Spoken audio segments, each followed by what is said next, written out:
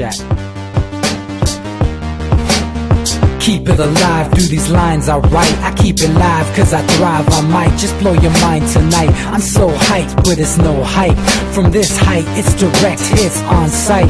I'm your type, lend me your ears to show you that there's something in me. I'm not giving up, I'm standing right here, holding these days hostage. And I'll make this my year. We turning fear into love, and the love's in the air. I love doing this cause nothing compares. Nothing can share that same type of feeling when you feeling in flares. They can't catch it, it's havoc. I rip to a tear, switch the scenario. My stereos, I leave them impaired. Variables start to change and they're all in my range. I just gotta grab it, it's all mathematics. Every step is drastic, I make it fantastic. I'm trying to take your breath away, asthmatic. This is live through the stereo.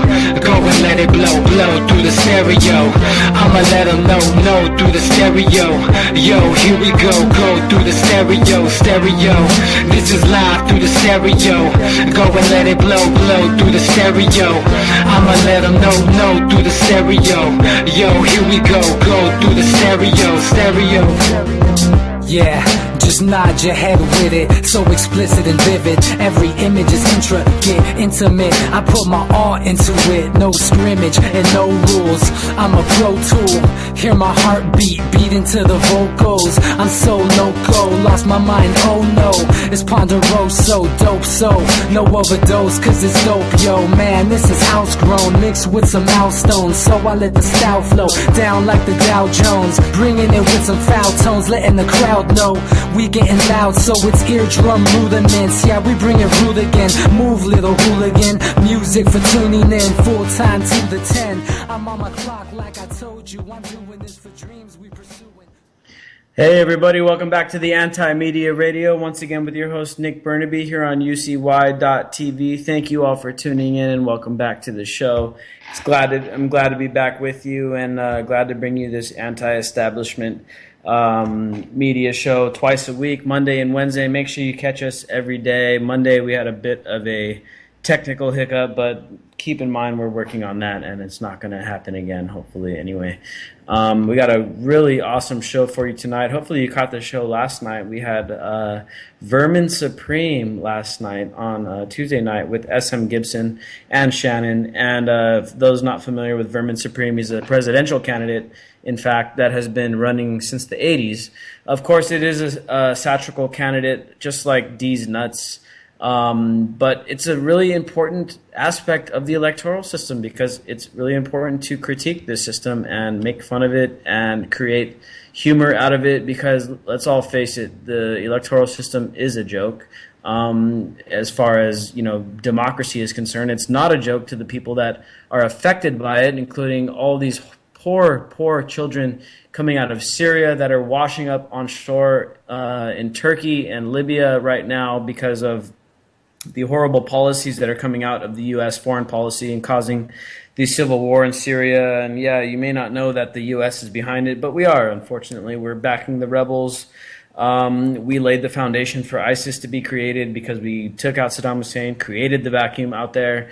So there's a lot of horrible things coming out, but here in the U.S., the system to many people has become a joke. That's why D's Nuts is gaining traction and things like that. But we got an awesome show planned for you tonight. Anyone wanting to call in and join the conversation, feel free, 718-717-8296. You can call us and you can join us, and we can talk about what you want to talk about. Tonight, though, we're going to have a specific agenda on the show, which we're going to get into in a few minutes. First, I want to introduce my longtime co-host, DB Schwartz. How you doing tonight, bro? I'm doing good, Nick. Just watching videos of the refugee crisis, and that's not going to stop. That just started right now, and they're already overwhelmed, so I don't know what's going to come about of it. Yeah, man, it's a really sad situation. Now, keep in mind, there's been about 7 million people displaced internally in Syria. There's been about 2 million people that have migrated out of Syria as refugees, and they're trying to seek asylum in countries all around Europe, and many of them are going into Germany and Greece, Cyprus, Sweden, a bunch of these countries in the Northern Europe that are kind of more welcoming to people that are, to refugees.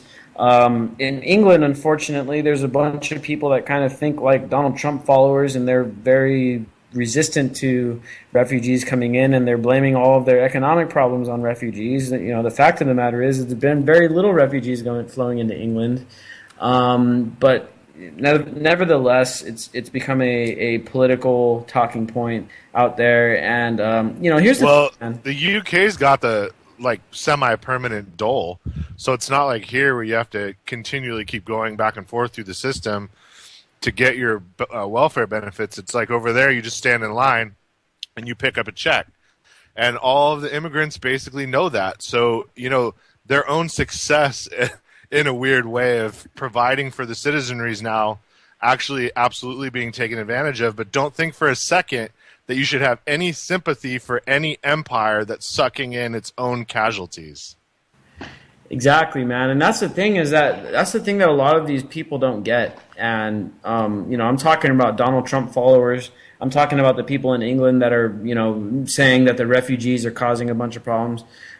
We mentioned this briefly in our last show, man, but, these people are refugees. They're not just migrants, as the media would would lead you to believe. These are refugees that are fleeing conflicts that in many ways are caused by everybody that's part of NATO. And everyone that's part of NATO, that includes England, that includes the US, that includes most of Western Europe. I mean, we're funding and providing the arms for a bunch of these wars that are going on, and including Libya, including Syria, including Ukraine, Iraq, all of these, conflicts, Yemen, Lebanon. I mean, you name it. Name one of these conflicts, and you'll see that either the U.S. or its allies with NATO or Saudi Arabia, one of the bunch, is funding the opposition, causing the civil wars, which is causing the refugee crisis. You know what I'm saying? And so, and it hits us home too, Nick. Like, we have never had an overt war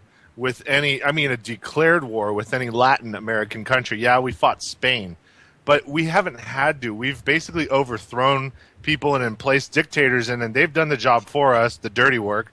And then we've created our own refugee tide that's really been going on legitimately for like 50 years already.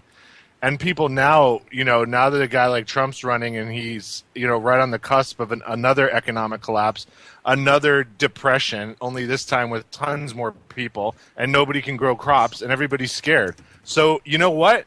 Let me tell you this, Nick. People that are by the border, you may be better off, honestly. You may have more people that can grow food and do hard work when this shit does collapse. And then you're going to be crying for their help. So we're all in this together. Unfortunately, it's only the super elites and everyone else at this point. Exactly, man. Exactly. We're all in this together, man. The refugees, the working class people, man. We're all the same people. We all want the same thing, man. We all want basic human rights. We want food. We want water. We want shelter. A place to live. Doesn't involve drones flying overhead, dropping bombs, or Saudi Arabian jets that, oh, my bad, they're not Saudi Arabian jets, they're American jets. They just were given to the Saudi Arabians to bomb people out in Yemen. We don't want that stuff, we don't want to be living under the threat of being bombed out all the time, and that's why people are leaving these countries, man. And so this, these bodies that are washing up in Turkey and Libya, these little kids, man. I'm sure you've seen the images, man. These little kids washing up. These kids, part of the reason why they're washing up on shore, dead, drowned in the Mediterranean Sea, is from our tax dollars, man. We did that. We didn't do it directly, maybe, but we allowed our government to pull it over our heads. We allowed the wool to be pulled over our eyes, and we allowed this thing to pop off in Syria. We tried to stop it as much as we did. The whole No War with Syria rallies, and, we did what we could. And believe me, us here at the Anti-Media, we were spearheading that thing. We tried. We tried to stop it. We did at first, but, now they covertly, started that civil war and continued funding it, and all those arms that are being used to fight the civil war. Where do you think these arms come out of thin air? No. They come from somewhere. Obviously, Russia is funding the Assad side of the war, and that's bad as it is. we're funding the other side of it. It's a proxy war. You know what I mean? This is textbook stuff that the U.S. has been, party to for a very long time. The Monroe Doctrine. We've been doing it in the Western Hemisphere for the last 100 years. We've been doing it globally ever since World War II. And you know what's happening, Nick, is weirdly and oddly enough, and it could just be an indicator of how thin we're stretched, and Russia's only focusing really on one front, is that their proxy forces are gaining ground and winning. And they're what's causing Kiev to implode right now, because the people are turning on the Western back puppet because they know the Russians are on the doorstep. And everybody that knows history knows land wars still make sense. Everybody can't use Air Force all the time everywhere. And there's really never been a country that's been able to hang with the Russians for whatever reason. So did we bite off more than we could chew? It'd be similar to Russia trying to arm, I don't know, like Honduras or something, right on their border, maybe separated by a couple 100 miles, and then we just decide to fight them and mop them up. I mean, it's ridiculous, and the people caught in the middle of it, they're in a real war. Look at the cities, the bombed out cities, the constant artillery barrages. I mean, yeah, it's World War II, but still, it's World War over there, and people are dying by the scores. Exactly, man. And like what we're looking at right now is, it's World War III. It's already going on, dude. Proxy war everywhere, man. We've got bases in, 100 countries, 1,000 of them, 1,000 bases all over the place. And tonight we're going to talk to some people. At least that's the plan. We're scheduled. Keep in mind that there's some technical things going on here because we're getting some callers in from Mexico tonight, and so we're hoping to talk to some veterans from the U.S. services, man, that have actually been deported. And this kind of just goes to show the way that our military treats people, because they treat people not as human beings. They treat people as collateral, as just things to be used. You know what I'm saying? And so, not only is our military causing, the foreign policy going on right now in the U.S. is very much responsible for what's going on in Syria and all this refugee crisis. All these countries in Europe dealing with this. I saw some news today out of Hungary where they shut down the trains. And the refugee crisis is causing disruption to everyday life out in Eastern Europe and stuff like that. And that's understandable. But at the same time, people need to look further back and see, okay, why are these refugee crises happening? You know what I mean? So right now, we're actually joined by a special guest, and he works down in Tijuana with a lot of these guys that have served in the U.S. military that have actually been deported. And he works at the Deported Veterans House down in Tijuana. And I'd like to welcome Hector Barajas to the show. How are you doing tonight, Hector? Hey, how's it going, Nick? Good night, or actually it's not afternoon. Yeah, man. I'm doing pretty well, man. And fortunately, I'm here. I'm able to put this show on there for now while we still have the free speech to do it. You know what I mean? And it's not every day that we get to speak to somebody in a situation that has ended up that has found themselves in a situation that you're in. So briefly, before we start talking to you, I just want to give a little background to what the Deported Veteran House does, because I think a lot of people out there don't even realize what goes on, because it's well known that people that serve in the U.S. military are entitled to citizenship, and a lot of people don't realize this stuff actually happens. So hopefully we get to enlighten a few people tonight. But so I'm pulling this from your website, so I'm just going to read this brief paragraph here, and then we're going to go into a couple questions that we have for you. So since 1996, the United States government has been deported veterans who, as legalized citizens, joined the United States Armed Forces and served their country proudly. Veterans who have been deported served in wars such as Vietnam, the Persian Gulf, Kosovo, Iraq, and Afghanistan, and served in both combat and peacetime. The Deported Veterans Support House has come into contact with over 100 veterans who have been deported to over 30 different countries of origin around the world. All of these veterans had legal residency status, Veterans Administration benefits, the VA benefits, as well as strong ties to the United States prior to deportation. All of the veterans whom you guys have met, have maintained a strong desire to return to the U.S., as many have hardly known life anywhere else, man. They spent almost, most of their lives here in the U.S. Many of them have children here in the U.S., wives and husbands, parents, siblings, and just lives, jobs, and everything else that comes along with being a part of a community. So what we're talking about here, man, is many people in the U.S. have served in the military that may or may not have been, quote unquote, U.S. citizens. And after the U.S. kind of used them to do their bidding overseas, they kind of just treated them like shit when they got back. And that's kind of where Hector comes in, because you're one of the individuals that have been subjected to this policy that is just so ridiculous and so unknown that, I think it's time to shed some light to it. Hector, can you give us a brief background on what it is that you guys do down there at the Deported Veterans Support House, and just how it is that people end up in this situation? Sure. Well, basically, our it's a support house. It's a place where men can stay here for a certain amount of time, and we've been reaching out to different people to get some type of support from volunteer psychologists, counselors. Sometimes we get donations of food. All primary donations that come in are to sustain the support house as of this moment. But we take in men who served honorably or dishonorably in some occasions, various wars, peacetime, combat time. People that served in the military put their life on the line. They were not U.S. citizens, but legal residents, and in some occasion undocumented.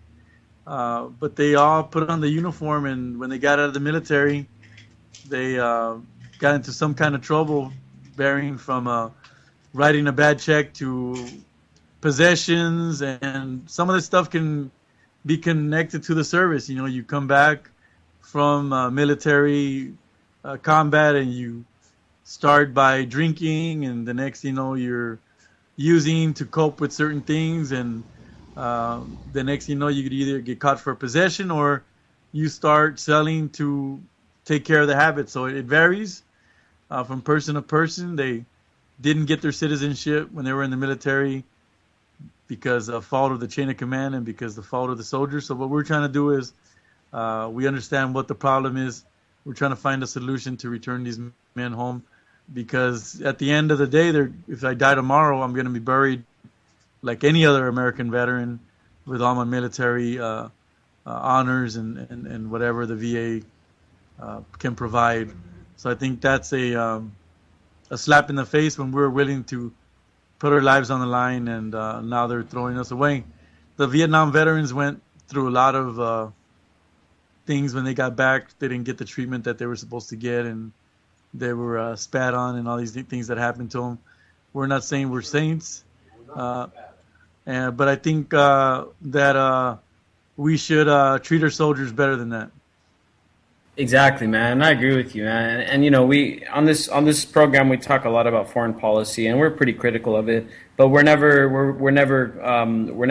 laying the fault down on the soldiers that for the most part sign up to fight, to fight for their country, and to to fight and uphold rights and to keep the country safe and things like that. This is why people sign up. People don't sign up to go, do horrible things and get blamed for a bunch of stuff. And this isn't what it's about. I think that, this whole thing, because I didn't even know about it, man, to be honest. Fortunately, we have a common friend in Manny Aguilar, and he's going to be joining us on the show tonight as well soon. But we went down there and we got to visit with you, and we got to see the Deported Veterans Support House. And I want to, first of all, thank you for your hospitality and showing us around and taking us out to a nice lunch, and getting to explore Tijuana a bit with you.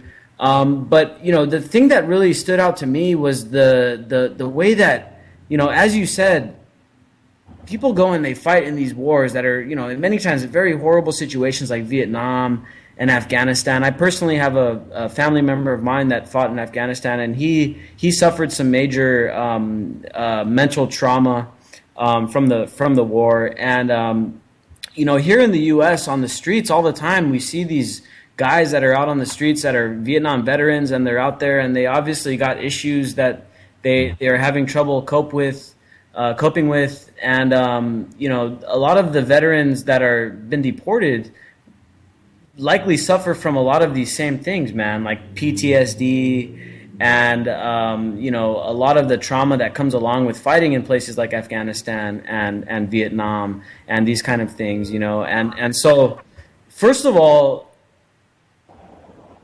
the downfall of this whole thing, the reason why a lot of these guys have been deported was the fact that their superior officers didn't really follow up on the promises that are made to these guys when they go sign up. So when a lot of these guys, they've immigrated from other countries and they go to sign up, and their recruiting officer tells them, yeah, man, you guys go in. By the time you get out, you're going to be a U.S. citizen, and everything's going to be good. Everything's going to be fine and dandy.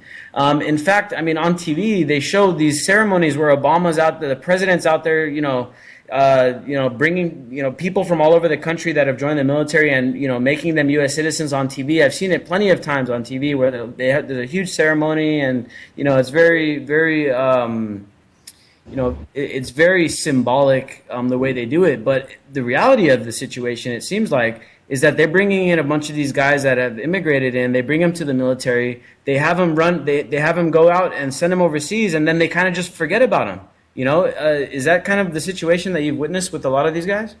Yeah, and one of the things that the United States is doing now, the militaries are expediting citizenship. So there's gonna be less deportations of the new guys that are coming in because they're working on expediting the citizenship. It doesn't take as long as it used to. So things are changing now, and you gotta meet your quotas. The recruiters gotta meet their quotas. So they gotta sometimes you got to make it look good. And if with these mass swear-ins, a lot of, I think 70,000 plus serve each year that are non-citizens. So I think, a pathway to citizenship is a way to recruit some of these immigrants, and they're doing it. They've served in our combats in wars from back to the Civil War. So I think we've always counted on immigrants to join our military or to draft them, and to turn your back on them after they return is unfair. At the very least, they should continue to let them finish their we finish our sentences, at least continue their treatment back in the United States. And if you're good enough to die in combat, I think you should be good enough to live the rest of your life in the United States if you're willing to put your life on the line. Is the path to citizenship take longer than a 4-year commitment for these guys? I mean, that's ridiculous. No, before it was when I was in it was a 3-year. You had to wait 3 years. Now it's less than 6 months. So it changed now. It's a little bit different now. So first of all, man, and once again, I want to thank you for joining us, man, and I thank you for what you've done and what you're doing right now. I think is a great service. I mean, you're taking care of dozens of guys down there in Tijuana, and you've taken care of a lot of guys that have just been dumped, over the border. They're guys that have spent their entire lives in the U.S. One guy that we met. Me and Manny met while we were down there. I think his name was Andy. He came across as a child, and now he's in his 60s or 70s. 71. Sorry, go ahead. 71.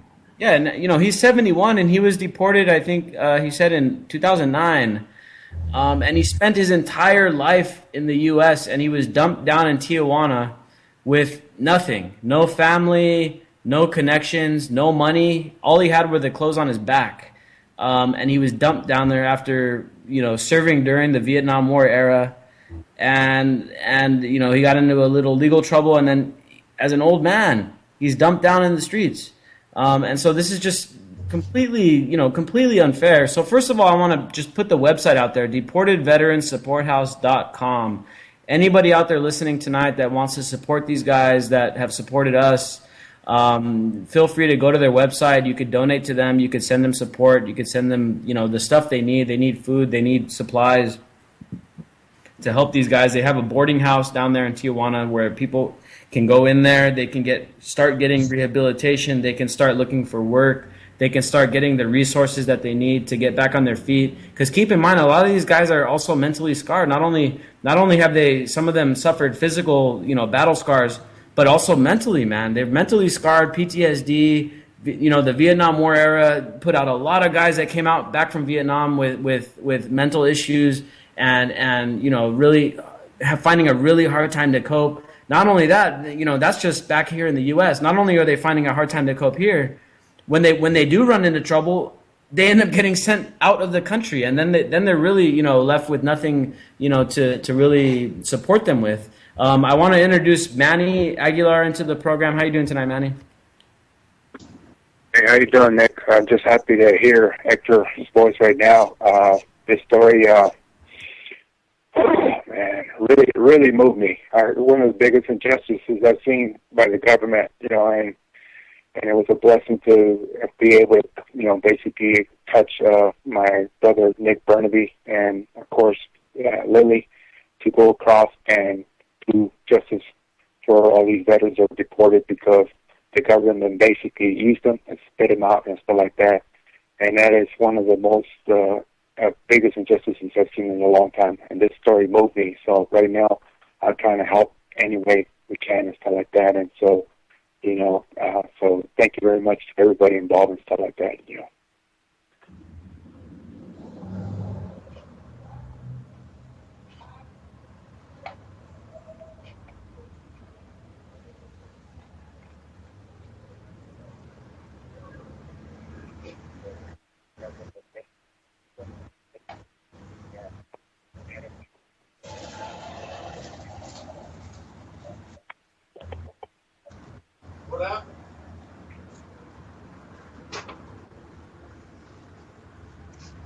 I don't know. I think I backed it up. They'll call me back.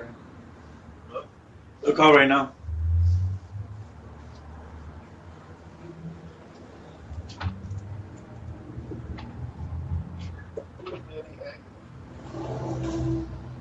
Another veteran. No, he lives in Hollywood. Hollywood.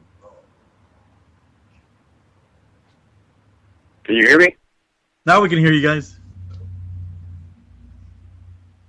Can you hear me? Yes, we can hear you. Okay. Yeah, so, I wore the same uniform, and stuff like that. I saw a lot of racism in the military, unfortunately, and stuff like that. And I'm anti-war and all that, but it did not deter me from coming, as an activist and as a human being. Forget being a soldier is, because I'm a soldier activist, basically the underdog, it did not deter me from, basically seeking justice with these deported veterans down there and stuff like that, because that is one of the most inhumane things I've seen in a long time. So, Hector, the first thing I really wanted to ask you, man, because I know you've dealt with a lot of cases down there with a lot of different guys.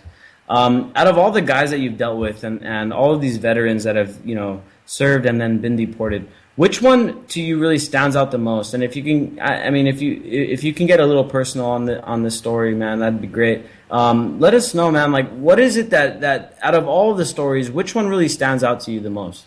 I think every story is sad because, I could say mine because, I got a 10-year-old daughter, but, we volunteered into the military. I volunteered twice, ended up serving with the 82nd Airborne. But how about the guys because I have, there's one particular case, Hector Barrios, he was drafted into Vietnam. He didn't volunteer. He was drafted. He was sent to war. He didn't run to Canada. He didn't, and I'm not saying anything against the people that decide not to go to war, but he did what his country asked him for, and he wasn't even a citizen. And he put his life on the line, and then he comes back and he gets deported. He recently died at the age of 69, I believe, and his benefits pending. I think it's sad for all these men, that were drafted. If they had died in combat, their name would be on a wall right now. But they came back and they made mistakes, and then they got deported. So you're good enough when there's a war and we need you and we're going to send you. But when you come back, we don't, you're damaged goods. We don't want you anymore. That's worse because I volunteered. But the guy that got drafted, I think, really got the shaft because these guys, went to Vietnam and they fought or they were in a combat situation. I think that's a really raw deal. Yeah, man, that's really messed up, man. I didn't even know that, and it's really sad to see, man. It really is. Now, when I was down there, I noticed that you guys had a flag up on the wall for the Veterans for Peace, and I'm pretty familiar with this organization. My younger brother was part of it for a while, and they do a lot of great work here in San Diego and around the country. In fact, they do work around the world. And they really bring a logical voice from people that have served in the military to, bring some common sense to the foreign policy going on here in the U.S. As we all know, with Vietnam, it was supposedly a war against communism, and a lot of people died. A lot of people died over it. But now, China is a country that we trade with a lot, and they're a communist power, and many people would question, the logic behind that. If you can you tell us a little bit about your relationship with the Veterans for Peace, and as well as why it is that you guys chose to affiliate with them? Sure. Well, first of all, if it hadn't been for a Veterans for Peace member, Jan Ruman, who started this movement, I don't know if I'd be sitting here talking to you guys, but he initiated the whole everything that's happened, and some of us became leaders in this movement, and here I'm talking to you guys today. But we've had a relationship with VFP, especially the last year or so. We've been able to they're our fiscal sponsor, but we've also become a chapter with the Veterans for Peace in Tijuana.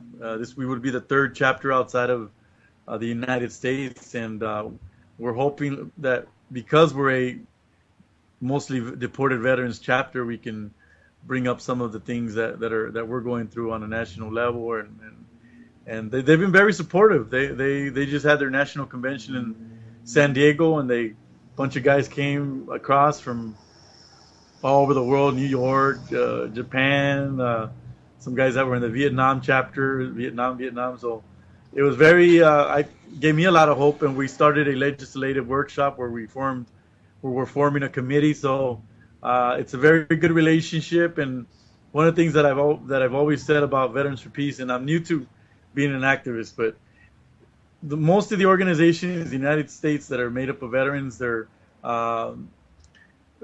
just they're members, their membership, but most of the guys from Veterans for Peace are activists, which makes a difference. They're not there just to be part of a chapter or a group, but they're concerned for making a change in this world about what's going on with veterans and things that are going abroad. So I think that's what makes the difference, that these guys are more than just a veteran. They're activists, and they want to change the world, and I think that's very important. So we got a good relationship.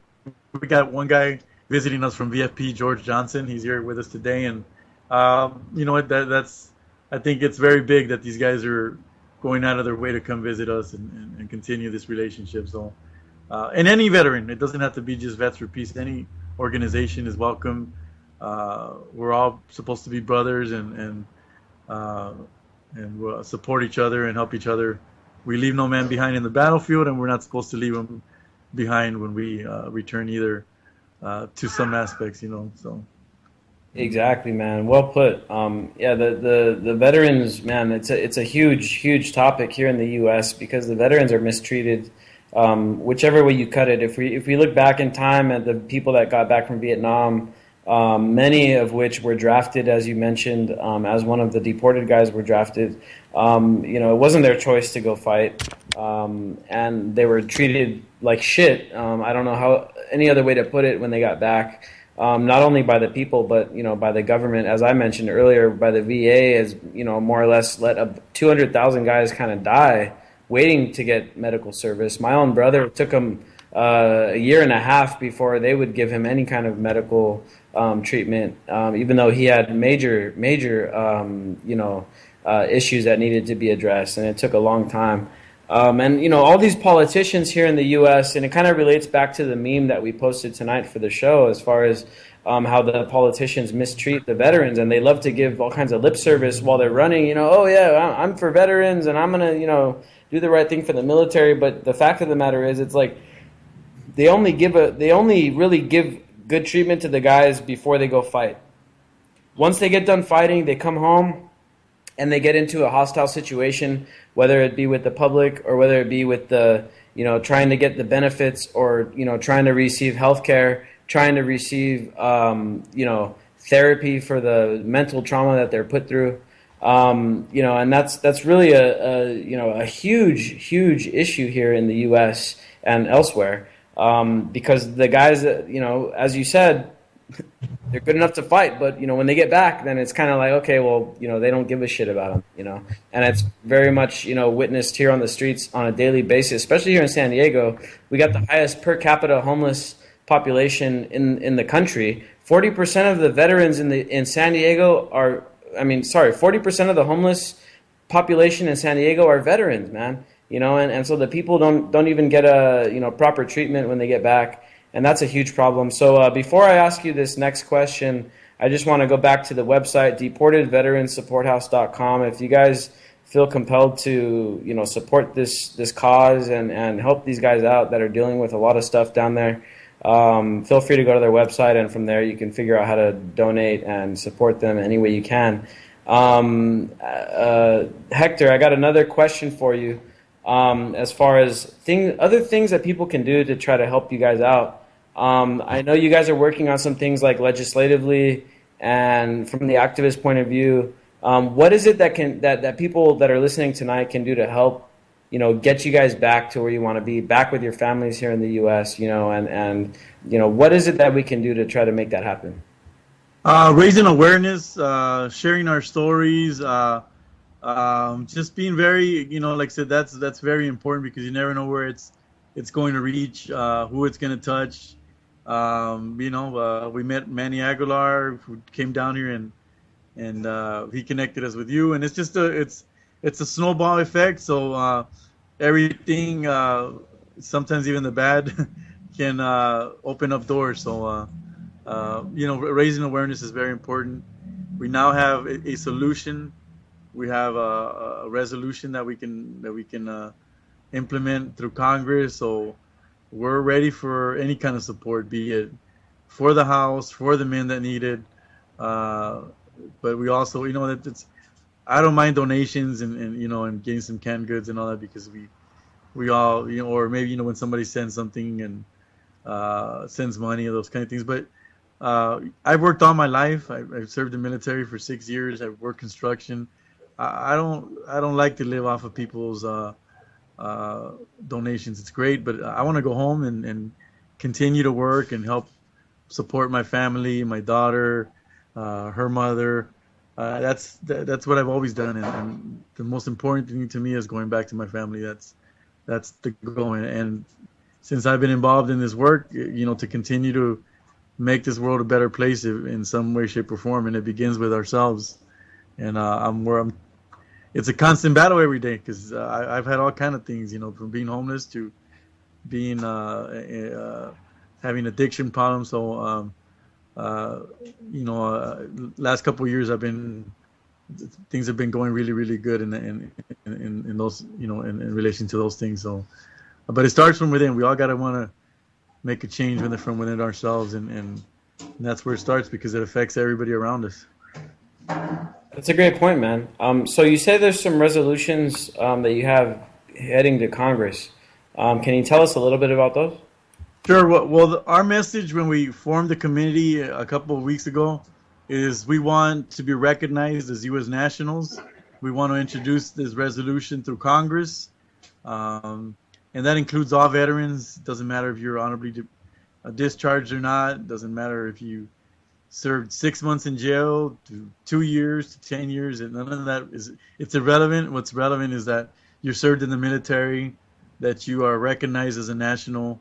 And there's legal arguments behind that we've been trying to establish in the courts. So it's not something that just that we just made up.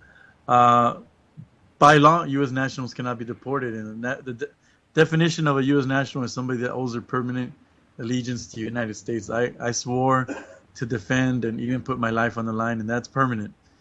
Dying is permanent. So I think what greater definition of a U.S. national than somebody that put on the uniform, and that's our resolution. There's been bills that have been introduced in the past, like HR 3761 through Mike Thompson. It's a bit more. It's only for certain people that served honorably.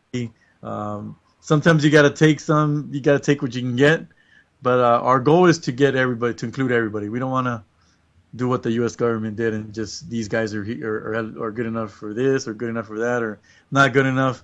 We want to include everybody, but sometimes if a congressman is willing to introduce something that is going to bring some guys home, well, let's go for that. But our goal is everybody.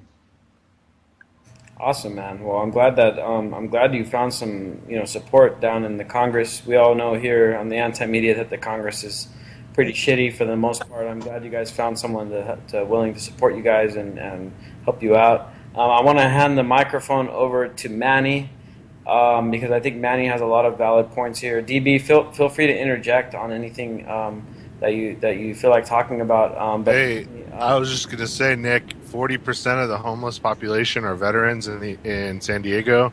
I mean, can somebody open up a private security company or something? What the fuck?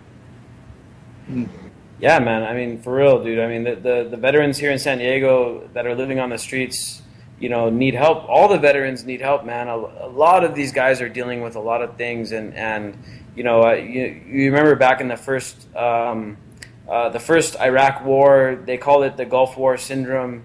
A lot of guys came back with that, and nowadays they're calling it PTSD. And of course, we all know. So Nick, go ahead. What would you think about communities that have been basically oppressed by the police departments deciding to basically get rid of them as the companies they are and fire them and hire some of these veterans off the street, dude? These guys that'll have an oath to the Constitution and that'll be loyal to the American people. I mean, that's a pretty fair idea, man, and I think a lot of the Oath Keepers. Hector, you may or may not have heard of the Oath Keepers as well. It's a veterans organization here in the U.S. that have got out of the military and out of law enforcement and have kind of sworn to uphold the Constitution because in many ways, and especially in the case with what you guys are dealing with, the government acts unconstitutionally. So I think, DB, that's a pretty fair assessment there. Good idea. Something we could talk about in the future, I think, definitely. Manny, is there anything else you want to bring up that you think the audience should know about or hear about here on the Anti-Media First as far as Hector is concerned? Well, I just don't want people to have this myth because, Didi and I have been going through that. There's some people that might be saying, well, maybe they have dishonorable discharges. No, sorry, but we know that's not a fact. These people, we've been down there ourselves, so like that, And so, and the reason is, I mentioned this, is because we're right now working with a lot of these car dealers to get them a van so they can be transported anywhere they want to go, stuff like that, So we're working with a lot of those people to see how we can really make a difference for them and stuff like that, because it's transportation is necessary and stuff like that, especially if you need to take a lot of people and if some people need to take some stuff to transport other stuff, and just, transportation is very necessary, So, and I don't want these people to make a decision without knowing the whole facts and stuff like that. I don't want people to assume that these veterans are just, some yahoos and stuff like that, and everything. Everybody, deserves, a chance to be recognized for what they did and stuff like that. And so I just want to appeal to everybody that's listening to the show to, really touch their hearts and stuff like that, because, put yourself in their shoes, and that's the only way you're going to make an intelligent decision, by putting yourself in their shoes and stuff like that, I also want to ask Hector, what's your relationship? Do you have a good relationship with the Bull Rangers? Yes, we've Enrique Morones has we've been working really well with him. He one of the things that he does is he connects us with people. We've done events together, and it's very good for awareness. So Enrique's been very instrumental in if anybody's interested in immigration and veterans, he immediately sends that information down to us. So, he's a very good contact, and he's been very helpful in that area. So we have a good relationship with Enrique as well. That's good, because they are a good organization, actually, so. So, Hector, one of the other big topics we cover here on the Anti-Media very often is the drug war. And we're very critical of the drug war here on the Anti-Media. We think it's an unjust policy. We think that addiction is a health issue, not a criminal issue. And one thing that I noticed, especially with Andy, a lot of his issues, and this is the guy that we were talking about that's 71 years old. A lot of his issues were with heroin addiction. And a lot of veterans that come back from these wars, as we mentioned earlier in the show, have PTSD and have a lot of mental health issues, and a lot of them turn to drugs. And so what have you seen down there with a lot of these deported guys, as far as how many of them are kind of victims of the drug war and have been deported because they run into problems because they're addicted to drugs? There are quite a few guys that have drug convictions. Now they're allowing I guess there's marijuana clinics or whatnot. I'm personally, I don't think sending a guy to prison for a freaking I don't know, grams or ounces or whatever. That's insane, So I think some of these things, we have the prisons are overcrowded. We're putting millions or billions, I'm not sure, into this drug war, and we're now deporting veterans that are being targeted by these same organizations that they're working against. So I think you're putting these guys in harm's way, and and sometimes it's not an issue of whether you want to do something or not. You over here it's you do something or you're dead. So that's one issue that hasn't been brought up. But yeah, I think a lot of these men, there's a lot of self-medication, and we have 22 suicides every day, and that's just what's being put out there. Where there's probably more than that are unreported. So there's a lot of homelessness. I saw a lot of guys in prison that were military. So military life, whether it's combat or non-combat, does affect you. When you join the military, you are broken down to being a soldier, and if you're given an order to kill, you're going to do it. So I think not a normal person is going to go out and do something like that. So our mentality has changed. So a little bit off topic about that, but yeah. No, I think you're completely right, man. And so a lot of these guys, they come back from being in the military, and they've got some, they've dealt with the whole boot camp thing, and they've dealt with seeing some things that that most normal people don't have to go through, and very traumatizing things as well. And so, a lot of people, because as we mentioned, the VA doesn't give the therapy that's needed, and the treatment that's needed, a lot of people kind of they don't know where else to turn but to the drugs, because the drugs make you feel good. And then they get addicted. And so then they get into this cycle where, you know, you're addicted to drugs, and you may get caught for that. Go ahead, DB. I was just going to say, what we're seeing increasingly from a lot of these vets coming back is they get addicted to painkillers because of injuries, and then it leads down, you know, this crazy path, which we've been, you know, touched with in our own families, which is inevitably leading to drinking and heroin, weirdly enough, because that's a painkiller.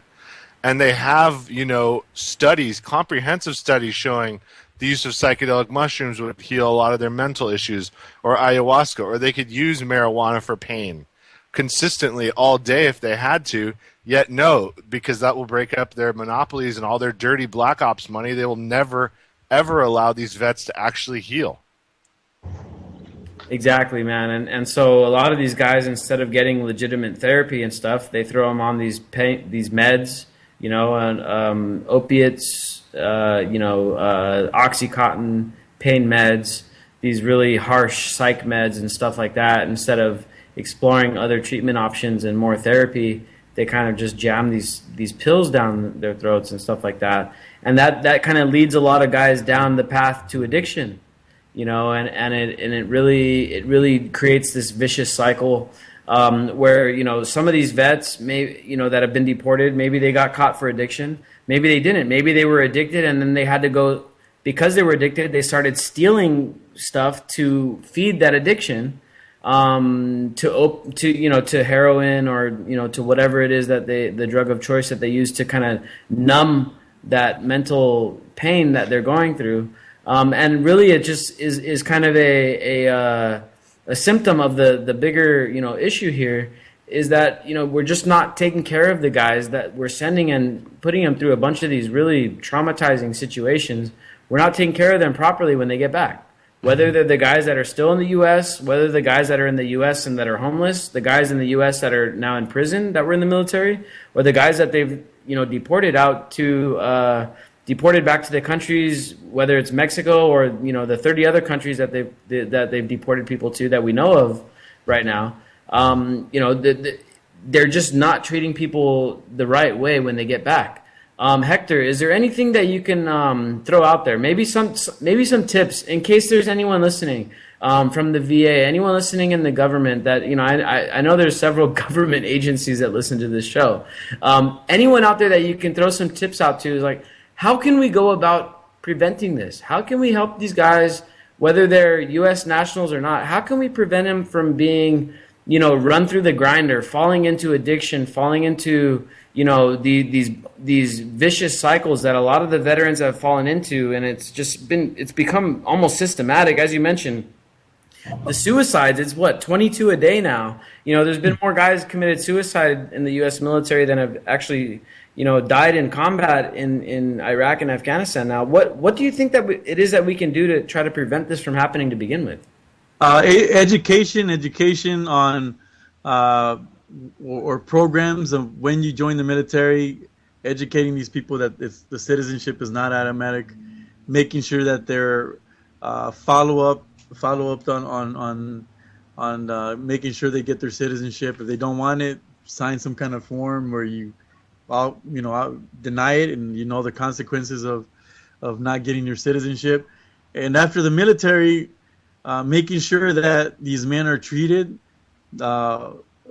and that it's not just a one day to the next process, that there's an actual process of reintegrating that soldier into becoming a civilian. And that means finding him a job, making sure his family's taken care of, make sure that if they have any psychological or physical issues, that those are taken care of, and just making sure that they're not forgotten and that means that the VA does their job. So I think that it's, you know, education and following up on and making sure the VA is doing their job. I think so. Both of these, the military while they're on active duty, and when they get out, the VA has to do their job, which they're doing it to an extent, but there could be a lot of changes. You know, that's the only thing I could think of.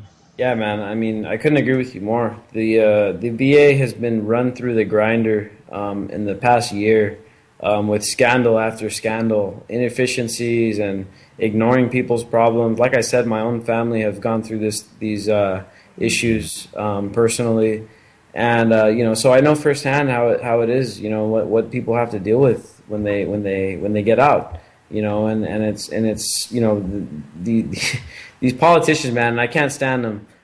They make such a big deal about supporting the military, but they don't give a shit, or at least they don't show it to the guys that when they're done, when they get out, when they've served their time, when they've put their lives on the line for the U.S. government, when they're done with that, they get treated like shit.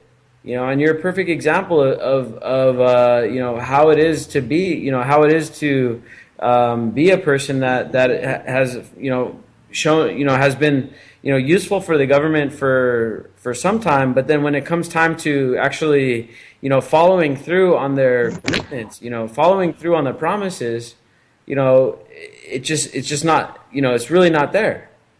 Mm-hmm. So it's. I just hope everyone out there can hear this message, and I hope everyone can kind of learn from it, because it's not right what we're doing to the veterans as a whole, and in particular these guys that have been deported and kind of just thrown out on the streets over there in Mexico to fend for their own, and to try to survive on the streets with nothing to go by, man. Because a lot of these guys. And Hector, I'm hoping you can elaborate on this. A lot of these guys that I talked to when I was down there visiting with you guys, they lived almost 95% of their lives in the U.S. So what is it that these guys have to go through once they're deported? I mean, how do they even survive? I'm sure a lot of the veterans that have been deported just end up dying on the streets because there's no support structure. And thankfully, you guys have this veteran support house to start building up a new support structure, man. But what can you give us a little insight on what these guys have to go through, like the process that they have to deal with? We only have about 3 minutes left, though. So can you fill us in a little bit on that? Well, it's a culture shock. You don't have the support that you had. You don't have your family anymore. So it's very it's very difficult for all these people. So. We're just trying to do what we can for them, and hopefully keep it from happening. And if there's no solution in the near time future, that we have a system for these guys so they don't fall through the cracks and end up committing suicide and homeless and in prisons over here, or just we want to be able to help them out in some kind of shape or form. And what you guys are doing, what Manny's doing, what Didi's doing, what everybody else is doing is helping to make sure that snowball effect, whether it be to have a better program or to change legislation, it's all snowball effect. And we're going to meet our goals and our dreams to go home eventually. I have no doubt in that. I believe in America. I believe it's one of the greatest country in the world. You're never going to find a perfect nation. It's tyranny and inhumane laws, civil rights, slavery. You can go back. It's happening all over the world, But I love my country, and I think we can do something to make it better. But we have to do it as concerned citizens, and we could easily give up, or we can do something and change it. Everyone listening out there tonight, man, I'm sure you guys can agree that we need Hector back over here fighting on our side, helping us fix things over here because we got our problems to deal with. Man, and I want to thank you again for calling in tonight and joining us on the show, and once again for having us down there at the Veteran Support House. Once again, the website to support these guys, deportedveteransupporthouse.com. If anybody wants to, join forces and send them some food, send them some supplies. They need socks, they need toothpaste, they need canned foods, they need cash, they need a new van to get these guys out and spread this message around, because we're tired, as here in the U.S., man, we're tired of seeing our brothers and sisters, literally for me, my own brother, being treated like shit by the VA and by the military, and we're tired of seeing all these guys that have put their wrist at everything for the government to be treated like this. And so, man, I'm just really want to thank you for calling in. Manny, I want to give you the last opportunity here to close it out. We got about 30 seconds left. I just want to send a lot of love to Hector and the rest of the people down there at the Deported Veterans Center in Tijuana. Muchos saludos, muchos cariños de mi parte, all the way from Hollywood. Good night, DB. Good night, Nick.